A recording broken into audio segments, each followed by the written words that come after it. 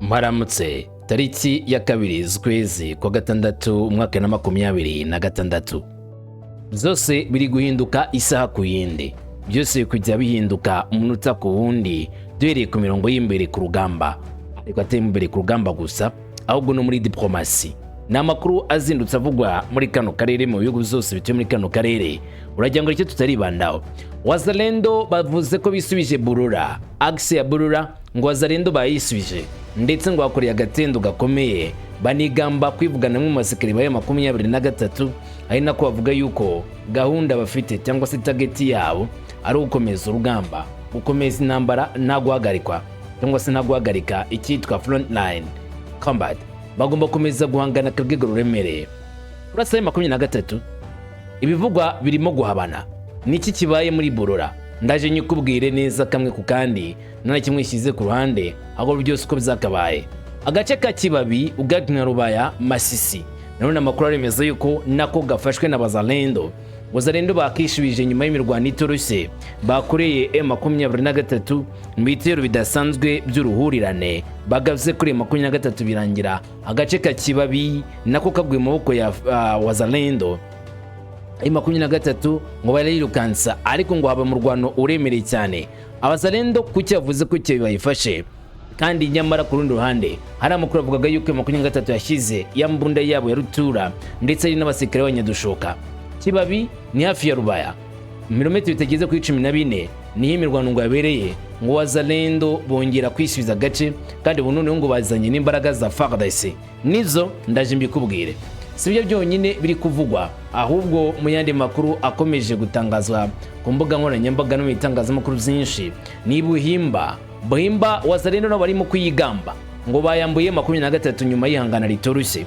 Buhimba aka gace kari strategique cyane ngo zikabera imirwano Wazalendo maze bakotsurana na 23. Abazalendo barivuga ko aka gace ka Buhimba bakigaruriye ibinda bikubwira, ndetse bamwe bavuga ko impamvu babivuga ari impamvu ngikomeye cyane. Muri Warikare ho havuzwe imirwano nanone itoroshye, abasivili benshi bahunze ku bwinshi bavana hose. Gusa muri imirwano yabereye muri Warikare, amakuru angera avuga yuko M23 yitwaye neza mu cyerekezo kigana muri Warikare, nubwo kandi ku rundi ruhande binavugwa ko Wazalendo bagerageje kwirwanaho. M23 yakubise itababarira ijinjura FARDC na Wazalendo, maze FARDC babari inyenyeri kwa kundi umuntu acurinjirira mu matwi iyo amaze kumukubita urushyi rw'umwimira. M23 ngo nicyo yakoze muri axe. Gusa ku rundi ruhande Abazalendo nabo bakivuga yuko babonye ipfundo bakoreramo nyuma yo kubona ko gukomeza kubona inza ya Nyabendo bigoye igice kigana muri Warikare. Umututu w'imbunduriyo ndaje nkukubwire. Sibyo byonyine turagarukaho. Uruhande rw'iburyo ariyo Emmanuel Macron, uruhande rw'ibumoso ariyo President P.KAGAME. Ni aperezida y'ugu byombi u Rwanda n'Ubufaransa. Kuri uyu munsi tariki 2 z'ukwezi kwa gatandatu mwaka 2026 bitangazwa yuko hari ugujya gufungura urwibutso rwa jenoside yakorewe abatutsi mu gihugu cy'Ubufaransa. Gusa uyu na President P.KAGAME nyuma yuko mbere yawo yahuye na President Felix Tshisekedi Tshilombo maze bajyana ibiganiro bizeruye. Emmanuel Macron yavuze iki ibiganiro z'abayobozi bombi iwe na Tshisekedi Tshilombo byibanzeho ndetse n'impamvu yazo, n'ibiganiro ya highlightinze ku rukuta rwe nkoranyambaga turaza kugarukaho. Bitari byo gusa, u Rwanda rwatsinzwe mu rukiko n'Ubwongereza. Leta y'u Rwanda ivuga ko hari ibiraza gukurikira nyuma gutsindwa ikirego rwari rwarareze mu Bwongereza kuri ya deal, amasezerano u Rwanda rwagiranye n'Ubwongereza kuzana abimukira, maze ubutegetsi cyangwa se guverinoma ya Keir Starmer ikaza kwamagana ibyo byashyizwe na Rishi Sunak banze kwemeza aya masezerano yo kuzana abimukira mu Rwanda. Rero hari miliyoni y'amapaundi Ubwongereza bwagomba kwishyura u Rwanda. Byarangiye rero u Rwanda rutsinzwe, ariko ruvuga ikigiye gukurikiraho nyuma y'iyi nsinzwi yaboneyewe mu gihugu cy'Ubuholandi, nazo turabigarukaho. Uyu mubona mu ruhande rw'iburyo ni Bizimana w'u Burundi, mu ruhande rw'ibumoso ni umukongomani bongeye guhurira mu biganiro bikomeye ashinzwe kuza kwa karere, baganira cyane cyane ku bufatanye bw'ibihugu zombi. Ni mu gihe akomeje kuvugwa ingabo z'igihugu cya Kongo yibuforce mu gihugu cy'u Burundi, niwe mushinga wabo hari hagati y'igihugu cya Kongo ndetse n'igihugu cy'u Burundi. Bari gupanga iki inama azurutavako ziri kuba nyuma yuko Lieutenant General Jean Mbanzamwilambwe ageze mu gice cya Kisangani, hanyuma Luko no akaza muri kino gice cya Kivu Amajyepfo, Mbanza akanagira muri Bujumbura. ibi ngibi bizaba bihatse iki? Reka njye byose njye nawe tubijyemo kamwe ku kandi, hanyuma turebere hamwe umusaruro yivuze kuva muri bino biganiro hamwe n'ibindi byose byavuzwe mbere kuri Taliki imbere ku rugamba ndabikuramburira. Jewe ndi Mungu wa Kamanzi w'Uruwande, mwaye kazi gutene ku musozo.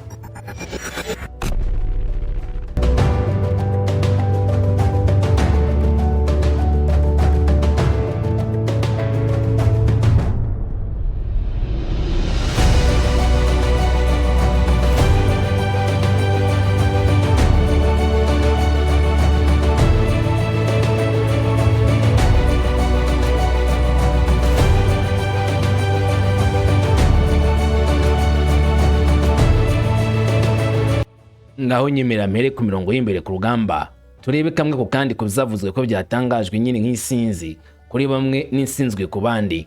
Nyuma kubohoza umutwe wa Bolola mu gace ka Masisi, ngabo za FARDC zasezeranije abaturage batuye mu duce tugenzurwa n'ingabo za M23 harimo Masisi Centre, Goma na Bukavu ko navyo biraza kubohorwa vuba. Tariki ya mbere z'ukwezi kwa gatandatu 2026 ku rukuta rwa X w'abazalendo bakomeje gukwirakwiza amakuru avuga ko Burura bayigaruriye. Ni Burura axe igana muri Masisi Centre.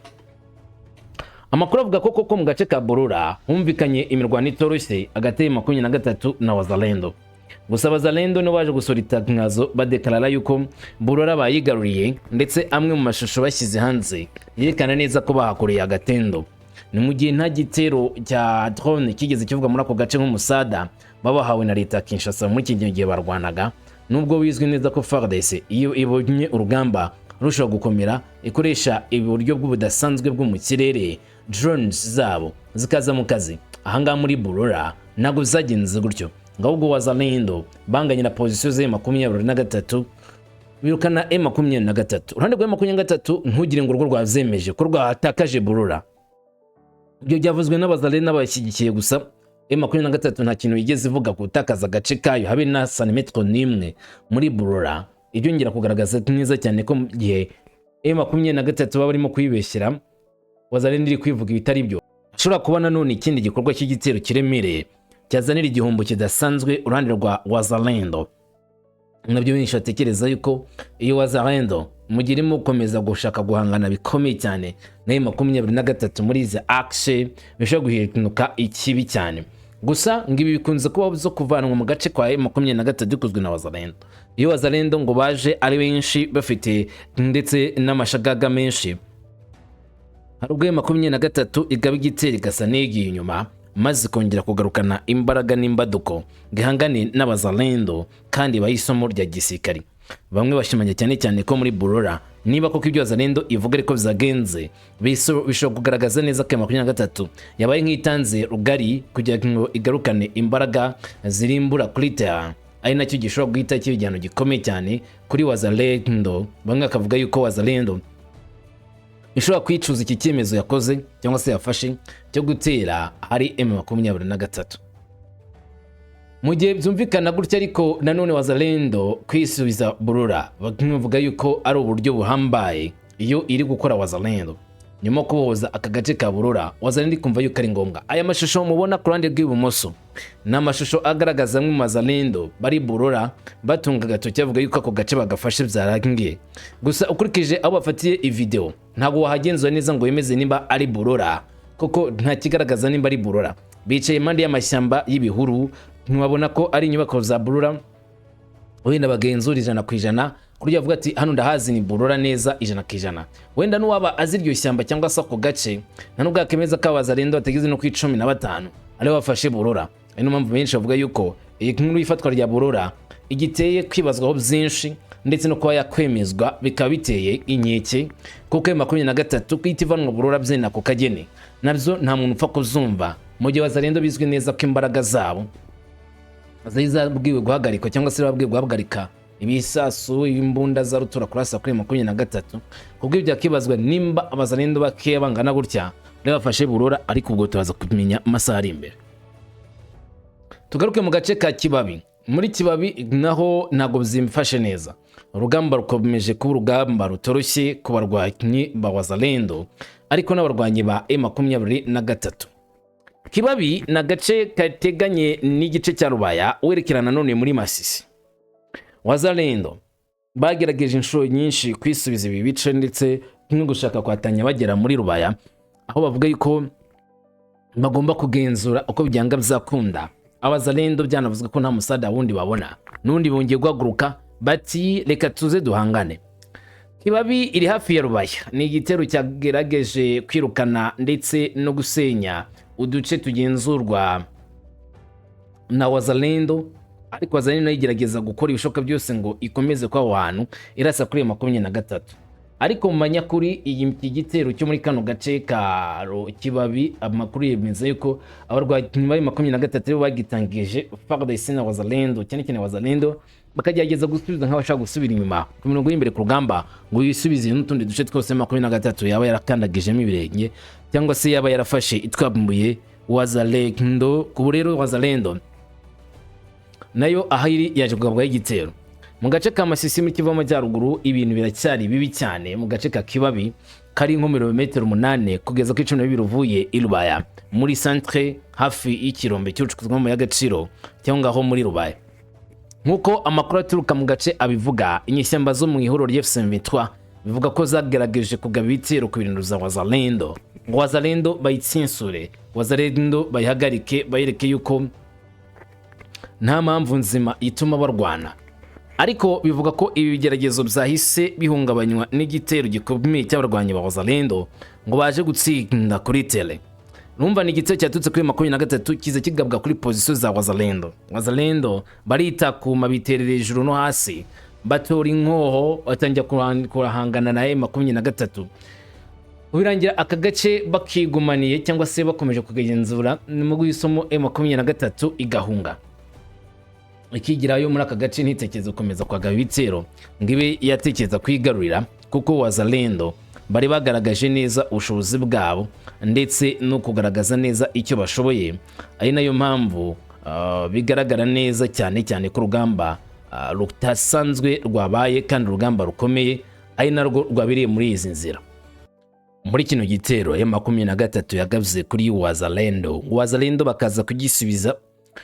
Bazalendo barimo kuvuga bati biravugwa ko ari abagabye igitero benshi bafashwe, abandi bagacika intege mu mirwano erutse kubera muri aka gace k'ingenzi. Nk'uko bavyemeza yuko barwanye ngo akajya abasikiri bamwe bafata amatekwa ku mirongo y'imbere ku rugamba. N'Abazalendo bavuga gutyo mu gihe kwana rwa 23 navuga ko hari abafashwe mu rwanda rwa Wazalendo bajya muri 6. Bandi rwose rurigamba gufata amatekwa kuri buri ruhande bakabafatira ku mirongo y'imbere ku rugamba. Ibintu biracyari mu buryo butunguranye cyane kandi buteye ubwoba ku ruhande rwa Kibabi Rubaya, aho ingendo zicungwa cyane n'ingabo zo muri aka gace kandi kabigaragaza neza cyane ko isa ku isaha mu rundi rugamba rushobora kuba rubi cyane kurusha uko ibintu zari bimeze. Hanyuma ikazatera none ihungabana ryimbitse ku bijyanye n'imirwanire. FARDC, Wazalendo, M23 nimba bakomeje kwangahangana muri Kibabi bishobora kuzavamo izindi axe zigera indani mu gice cya Rubaya. M23 itamanje gufunga ari mpamvu bashaka kwigarura kano gace. Ikindi kandi Wazalendo nayo iramutse bonye amahirwe guhagara muri Kibabi cyane bwuma yakomeza gushakisha burya shimashima yigira imbere mpaka Rubaya. Gusa Rubaya ni agace kuri ngunga karinzwe cyane ku buryo budasanzwe, kuko M23 ntipfa kudebeka ngo abantu bapfe kukinjana gutyo gusa. Mugizi neza ko ari agace k'ingenzi cyane garimwe mu y'agaciro menshi kandi akenewe ku isoko mpuzamahanga. Ibi byatumye rero Rubaya ihinduka agace karinda umutekano kurusha uduce twinshi cyane mu cyo genzurwa na M23. Wazalendo nabo baracyakwita gatoki ku kandi bati Rubaya vatombe, Rubaya igomba kugwamo ko yabo. Ibyo byo reka tubitegereje. Ariko noneho amakuru akomeje no kuvugwa cyangwa se gutangazwa mu bice byinshi nayo imirwano mu buryo butasanzwe, aho intambara izikomeye zirimo kuba hagati ya FARDC mu gice cya Walikale Ruberike. Ni imirwano irimo kuba ishyigikiwe na Wazalendo, inyeshyamba z'F3 ikibati mu mutwe wa Ruberike mu gace kari mu Kivu y'amajyaruguru. Naho ibintu ntabwo bimeze neza, aho itsinda rya M23 na Wazalendo bongeye gukotsorana bagahangana, ndetse abamvishe amasasu bakavuga yuko yari amasasu menshi uruhande rwa M23 na Wazalendo barimo kurwana mu buryo bw'imbaraga, bigatera kwibaza uburyo urwo rugamba baza kuruhagarika cyangwa se baza kururangiza. Ari nacyo kibazo cyongeye kuvumbuka bamaze kubona ko ruberike iyi nzira nikomeza kwibasirwa cyane n'ibindi bice navyo bishobora gutangira kugiramo intambara. Yabo Wazalendo baza ari benshi, yaba 23 zana Lanfol, maze agace kose kagahura n'uva gusenya, nubwo n'ubundi utavuga ko ibintu ari sawa sawa. Hari ubwo bw'imirwano itoroshe bushobora gukomeza kuba muri iyi nzira nk'uko bitangazwa. Nk'uko amakuru menshi aturuka muri aka karere abivuga, amajwi y'intwaro zikomeye n'iziciriritse yumvikanye mu gace k'imirwano kuva saa moya z'umugoroba ku Cyumweru 31 Gicurasi. Ibisasu byumvikanye kandi muri metero byinshi uvuye Kibati, byatumye abaturage benshi bashya ubwoba bava mu ngo zabo, barahunga batinya ku rugamba rw'abana isereri, bati reka twigendere tube tuvuye muri aka gace. Ari navyo zakozwe, abaturage benshi bava mu cyerekezo Kibati rubereke bari gutinya imirwano itoroshe irimo kuhabera. Hanyuma muri kano gace ka Buhimba na gace nanone bivuga ko kari kuramwo imirwano iremereye, Wazalendo na M23 mu guhangana kwabo bikaba byabaye ikibazo. Buhimba urebye Wazalendo niyo yagabye igitero kuri M23, kandi bavuga yuko Abazalendo nyuma kwataka agace ka Buhimba igice cy'amajyaruguru ngo bahise bakigarurira, hagasigara ibindi bice bisigaye M23 kirimo ikigenzura. Aya makuru atangazwa n'Abazalendo avuga ko baje bafite mission cyangwa se bafite strategy y'imirwanire mishya. Uriye M23 yatunguye cyane n'igitero gikomeye, bituma aka gace kamwe cyangwa se kimwe cyaka cy'aka gace kigwa mu maboko ya Wazalendo, ikindi mu maboko ya M23. Nubwo kugeza muri kino gitondo amakuru yengera kwemeza yuko bishoka cyane ko Wazalendo bashobora guhita basubizwa inyuma by'akanya gato nk'iyagatera, cyangwa se nabo bakaza kwisuganya bakoresheje imbaraga zabo bagatera M23, ari nako bayihagarika cyangwa se kuyigiza inyuma. Iyo nayo ikaba imwe mu bikorwa ngo M23 na Wazalendo bapanga gukora, uruhande rwatanga urundi kubigeraho rukaba rwabo n'isinzi gusa. Ariko anga biracyagonanye cyane bijyanye n'imiterere yawo, uburyo iteye ndetse n'abarwana abaribo. Tugaruke ku ruhande rwa Walikale nanone ku mirwano ikomeye, aho abasivili baje guhunga ku bwinshi bava mu ngo zabo. Kuva ku Cyumweru tariki kwa 31 Gicurasi 2026, abaturage benshi n'imidugudu hafi ya yose yakuwemo abaturage, byagaragaye mu turere twa Walikale ndetse na Masisi muri Kivu Amajyaruguru, nyuma y'imirwano mishya hagati y'inyeshyamba za FC23 n'imitwe y'Abazalendo ifatanije na FARDC. Mu baturage benshi bagashya ubwoba kuva ku munsi wo ku Cyumweru. Ni imirwano ivugwa yakomereje ku munsi wo kwa mbere kugeza muri iki gitondo tariki 2 z'ukwezi kwa gatandatu. Nk'uko amakuru aturuka mu gace k'iwabo abivuga, imirwano yakomeje mu mpera z'icyumweru gishize ndetse mu ntangiriro zacyo ku mpande zitandukanye, yatumye imiryango myinshi ihunga amazu yayo, bituma ikibazo cy'ubutabazi bw'ikiremwamuntu gikomeza kwiyongera muri aka gace k'intara, kuko abaturage bari gusiga ingo zabo, nta byo kurya, nta miti, nta mazi. Muri make ntabwo bamerewe neza guti zabo bitewe n'igitero gikorwa n'abarwanyi ba FC23 ndetse na Wazalendo. Ikaba bavugwa yuko aka gace kahindutse icyo twakita umunyota cyangwa se umuriro. Wese uri kwitegereza intambara iri kuhabera kumva yuko ari ibintu biteye ubwoba cyane ku buryo budasanzwe, ndetse garagaza neza ko hari ikibazo. Ariko mu gitondo cyo kuwa mbere tariki ya 2 Kamena, ituze ryarakomeje mu mudugudu wa Yaki uri hagati ya Kashebere na Miba mu mutwe wa Ruberiki, ni mu gace ka Walikale.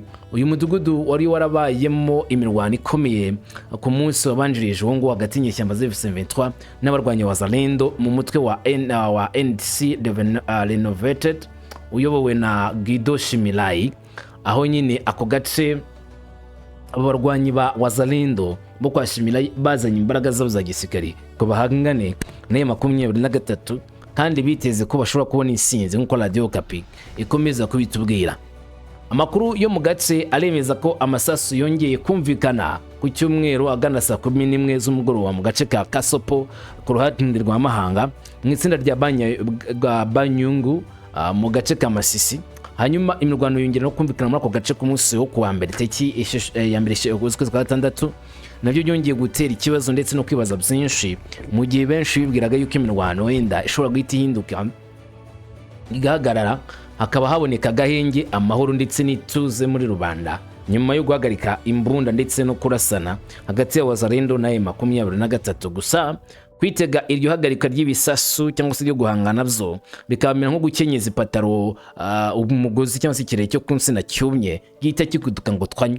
Ahangaha rero bikagaragaza neza ko n'ubundi kwitega amahoro muri kino gihe imirwano isa n'iyubuye atari iby'aka kanya, bizasaba iminsi kugira ngo intambara ishyirwaho akadobo. Havuzwe kandi imirwano ku mihora cyangwa se ku gice cya Rubaya ndetse na Nyabyondo, aho kandi abatangabuhamya bavuga ko imidugudu myinshi yagizweho ingaruka n'imirwano, cyane cyane Ndete, Mulema, Luki mu itsinda rya Nyamaboko ya mbere mu murenge wa Sobakingu, aho hose hagiye hagera imbaraga z'amasasu zagiye zitera ihungabana ku ba civile ndetse rigatera ihungabana ku bikorwa remezo byinshi byo muri ako gace. Ibyo ngiye kugaragaza neza cyane uburyo abaturage baremerewe n'ibikorwa by'intambara bikomeje guhuza abahanganye. Muri weekend kandi izindi ntambara zabaye mu duce twa Kasenyi na Mbizo mu itsinda rya Kibabi mu karere ka Bahunde hafi y'umurenge wa Katoyi. Abayobozi b'inzego z'ibanze bavuga ko imiryango myinshi yavuye mu ngo zayo kubera gutinya ihohoterwa. Ibyo bigatuma urujya n'uruza rw'abaturage rurushaho kwiyongera mu gace kamaze gucika intege ndetse kubera umutekano muke. Impunzi zigakomeza kuba nyinshi banibaza uko ibintu biza kurangira. Tuvuze kuri iyi mirwano ikomeje kuri ubutaka bwa Kongo, biracyateye kwibaza byinshi igihe icyitwa cessez-le-feu nyayo izashyirwa mu bikorwa. Tuze kuri no ruhande yitwa Emmanuel Macron, perezida w'Ubufaransa. Uyu ni perezida wabonanye na perezida Tshisekedi inshuro nyinshi kandi kenshi, n'ubu ngubu basa n'ababonanye mbere yo guhura na perezida P.KAGAME ufatanye gusura urwibutso rwa jenoside nuko rutangiye cyangwa se kurufungura. Emmanuel Macron ku rukuta rwa X yagize ati: ejo nahuye na perezida wa Repubulika ya Demokarasi ya Kongo Felix Tshisekedi, ati twunguranye ibitekerezo ku bijyanye n'ubuzima mu burasirazuba bw'iki gihugu cya Kongo mu rwego rw'icyorezo cya virusi itera Ebola. Twongeye kwemeza ko dufite ubushake bwo gutanga igisubizo gihuriweho kuri iki kibazo cy'ubuzima cya Ebola. Ni virusi ikomeje gutera inkeke ku buryo bukomeye, aho leta ya Kongo irwangana nayo mu ntara ya Ituri, ariko ni virusi yatangiye kugaragara muri Kivu y'Amajyaruguru nyine mu gice cya Goma ndetse na Bukavu. M23 kavuga ko iri kwita cyane cyane gukurikirana abahuye n'abanduye kugira ngo bashyirwe mu kato, hanyuma abagaragaye ibimenyetso bya Ebola babakurikirane babavure kugira ngo hataza kubaho ikibazo cyo gutakaza ubuzima bw'abasivile benshi bitewe na Ebola. Rero Kongo n'Ubufaransa bemeranije kuba bagiye gufatanya mu guhangana na kino kibazo cya Ebola, nk'uko Leta Zunze Ubumwe za Amerika nayo iri gutanga umusada kuri iki kibazo cya Ebola muri Kongo. Ati twanashimangira icyifuzo cyacu cyo gushimangira ubufatanye hagati y'ibihugu byacu zombi, cyane cyane ku bijyanye n'ubukungu, tubifashijwemo n'abikorera ku giti cyabo. Aya ni amasezerano y'ubufatanye agomba gushyirwamo akabaraga hagati Kinshasa ndetse na Paris kugira ngo ubufatanye bwabo nabwo bugezwe ku rundi rwego. Ni igihugu cya Kongo kiri kujya afatanya ibikorwa benshi cyane muri iyi minsi, na cyane cyane ku mabuye y'agaciro kimaze kugaragara ko gifite menshi. Ati amaherezo twunguranye ibitekerezo ku kibazo kiri mu burasirazuba bwa Kongo. Ubufaransa bushyigikiye ibikorwa by'amahoro bikomeje kugira ngo Kongo igarure ubusugire bwuzuye bwayo kandi bwuzuye ku butaka bwayo bwose. Bisa nawe Emmanuel Macron ku rukuta rwa X yagaragaje ko ari wavugereye ubusugire bwa Repubulika ya Kongo. Mwibutse itegeko ntabwo ryemera ko hari umwene gihugu uvogera igihugu cye, kabone nubwo yaba yari impunzi agatera igihugu ntabwo avogera icyo gihugu, kuko abagarutse mu gihugu cye mugomba kumva impamvu zatumye abimpunzi ndetse impamvu zigomba gutuma agaruka mu gihugu cye wenda aje arwana. Icyo gihe ntabwo yitwa ko ari umunyamahanga avogereye. Kuvogera ni ukwinjira ku butaka bw'igihugu udafite uburenganzira. Ibyo urazumva neza, nko kuva mu Rwanda ukajya wenda mu gihugu kindi nta burenganzira, cyangwa se nko kuva muri Tanzania ukinjira mu Rwanda uri mu Tanzania nta burenganzira. Icyo gihe uvogera ubusugire bw'igihugu. Kuba rero hari uwakinjira ku butaka bwa Kongo agatera ngo Kongo cyangwa se akinjira mu kiriya gihugu nta burenganzira afite, wowe niyo bita ko arenga ku mahame y'ubusugire bw'ubutaka bwa Repubulika ya Kongo ndetse n'ubw'imitegekere ya Kongo. Emmanuel Macron akavuga yuko ngo Kongo igomba gusubizwa ubutaka bwayo bwuzuye ndetse n'uburyo bw'imitegekere sovereignty yabo ikaba yuzuye. bisa naho nabo bavuga amagambo nka Kinshasa yo gushinja igihugu cy'u Rwanda kari cyo cyateye Kongo, nubwo u Rwanda rwabitiye utwatsi ukavuga ko iki ari ikinyoma kitambaye ikabutura, ku buryo nyine utapfa kuvuga ko ibyo bintu ari ukuri. Noneho rero ikinyamakuru cyitwa Rwanda Broadcasting Agency cyangwa se RBA, ishami ry'igihugu rishinzwe itangazamakuru, ryatangaje ko Perezida wa Repubulika y'u Rwanda Paul Kagame na mugenzi we w'Ufaransa AMAKURU baratangiza urwibutso rwa jenoside yakorewe abatutsi mu mujyi wa Paris kuri uyu wa kabiri. Nk'uko byanditswe, uru rwibutso rugamije kuba ahantu ho kwibuka no kuzirikana abateguye jenoside ndetse no kwigisha amateka yayo mu bisekuru bitandukanye, nk'uko byatangajwe na Perezida w'Ufaransa AMAKURU ku giti cye, akavuga yuko yishimiye kuzafatanya na mugenzi w'u Rwanda Perezida Paul Kagame mu gufungura ku mugaragaro uru rwibutso rw'uyu muri Paris mu Faransa. Ubwo ibijyanye n'iyo nkuru byo biracyakomeje gukurikiranwa, tuzakubwira umunsi wafunguriwe nyirizina. Tuze kuri iyi nkuru, ni inkuru ikomeje kurira ibitekerezo bya benshi ndetse ikomeye cyane. U Rwanda rwatsinzwe mu Bwongereza, rwatsinzwe n'Ubwongereza mu Holandi, aho leta y'u Rwanda yarareze leta z'ubumwe za leta y'Ubwongereza. Urukiko rwanzuye ko UK, Ubwongereza, butagomba kwishyura u Rwanda miliyoni z'amapawundi rwarasabye mu kirego ku masezerano guverinoma ya Minisitiri w'Intebe Sir Starmer yasheshe akigera ku butegetsi, amasezerano yasinywe ku bwa Rishi Sunak yo kuzana bimukira mu gihugu cy'u Rwanda. Nk'uko bigarukwaho, leta y'u Rwanda yareze isaba kwishyurwa miliyoni 100 z'amapawundi, ivuga ko leta ubwami bw'Ubwongereza butunije n'ingingo zayo mu masezerano bari bajyanye na leta y'u Rwanda yo kugena uburyo bimukira bazaba mu Rwanda. Aya masezerano yari yasinywe mbere na guverinoma y'abagendera ku mahame akomeye ya kera aba Labour, yarimo ko u Rwanda rwagombaga kwakira abimukira bageze mu Bwongereza mu buryo bunyuranyije n'amategeko, Ubwongereza kandi bukishyura ikiguzi cy'imibereho yabo igihe bari kuba bageze mu Rwanda. Abo bimukira bagahabwa ibyangombwa nyine. Madamu Yolande Macron uvugira leta y'u Rwanda cyangwa se guverinoma y'u Rwanda yavuze ko u Rwanda ruzakomeza gukorana n'abanyapolitiki cyangwa se ibikorwa mpuzamahanga hubahirizwa amahame mpuzamahanga kandi hagamijwe inyungu z'impande zombi. Dore amagambo ye uko yayanditse ku rukuta rwa IKI twagenekeje muri rw'Ikinyarwanda ati: nubwo u Rwanda rwubaha icyemezo cy'urukiko kandi rukareba umwanzuro warwo, turabona ko igitekerezo kinyuranye kandi gitandukanye cyatanzwe na Profeseri Mohamed Abdel Wahabe kigaragaza ko ibibazo byari mu rukiko byari bigoye kandi bifunguye imyanzuro itandukanye y'amategeko, harimo ko ihererekanya makuru ryo mu Gushyingo 2024 yishingiriyeho n'Ubwongereza ritahinduye mu buryo bwemewe amasezerano y'imari hagati y'ugo zombi.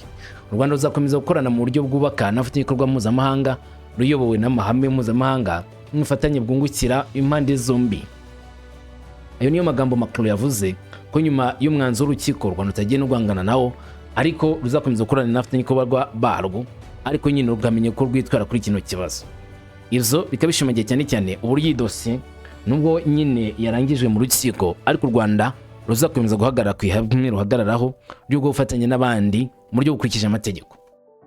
Hanyuma Kongo n'u Burundi ngo bari mu mupango. Minisitiri w'Ububanyi n'Amahanga mu karere wa Kongo ni Rubaya yahuye na mugenzi w'u Burundi Edouard Bizimana kugira ngo ashimangire ubufatanye hagati y'ugo zombi no gukemura ibibazo by'amahoro, umutekano muke no kwishyira hamwe mu karere k'ibiyaga bigari. Mu butumwa yakoreye i Bujumbura ku wa mbere tariki ya 2 Kamena 2026. Ibiganiro byibanze cyane cyane ku kibazo cy'umutekano muke mu burasirazuba bwa Kongo n'ingaruka zacyo z'ubugira neza, cyane cyane kwita ku mpunzi z'Abanyekongo bahunze urugomo rw'amajyaruguru no gutura mu Burundi. Muri urwo rwego Minisitiri Azuruni yagaragaje ko ashimira guverinoma ya Kongo kufatanye bw'abaturage b'Abarundi mu gihe umuyobozi wa diplomasi y'Uburundi yavuze ko ingamba za leta ye ubu n'ejo hazaza zo kunoza uburyo bwo kwakira abahunga nk'impunzi no kubashyigikira imibereho myiza cyane cyane abana ari byo bazakomeza gushyira kandi ari byo bashyize imbere na n'uyu munsi. Iyi nama ijyanye n'uburyo kandi ibihugu zombi bikomeza umubano mwiza, bategura inzira y'inama n'akazi ziyobowe na Minisitiri wa Kongo kugira ngo hakurikiranwe ingamba zo mu karere zigamije guteza imbere ituze n'iterambere rirambye. uyu Anzuruni aje akurikira Metrege Kabomo Mudyamvita ari minisitiri w'intambara wasuye Uvira akava muri Uvira akomereza muri Bujumbura. Bikurikiye kandi amakuru yaramaze iminsi atangazwa ko Bujumbura haba horejwe Ibu Force ingabo zidasanzwe za Kongo zigiye kuri 600.